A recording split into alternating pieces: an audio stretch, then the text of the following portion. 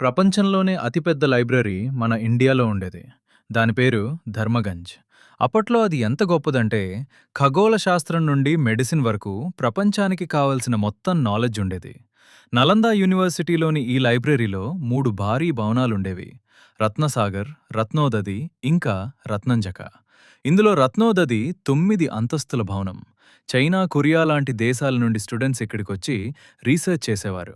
దాదాపు 90 లక్షల పుస్తకాలుండేవట. కానీ 1193లో మొహమ్మద్ బక్తియార్ ఖిల్జీ అనే దండయాత్రికుడు యూనివర్సిటీపై దాడి చేశాడు. తనకి వచ్చిన జబ్బును నలందాలోని ఆచార్యులు నయం చేశారన్న అసూయతో మన ఆయుర్వేద రహస్యాలు ఎవరికీ తెలియకూడదని లైబ్రరీని తగలబెట్టాడు. ఆ లైబ్రరీ ఎంత పెద్దదంటే పుస్తకాలన్నీ కాలిపోవడానికి ఏకంగా 3 నెలల సమయం పట్టిందట. కొన్ని వందల ఏళ్ల కష్టం, కొన్ని లక్షల పుస్తకాలు ఆ మంటల్లో బూడిదైపోయాయి.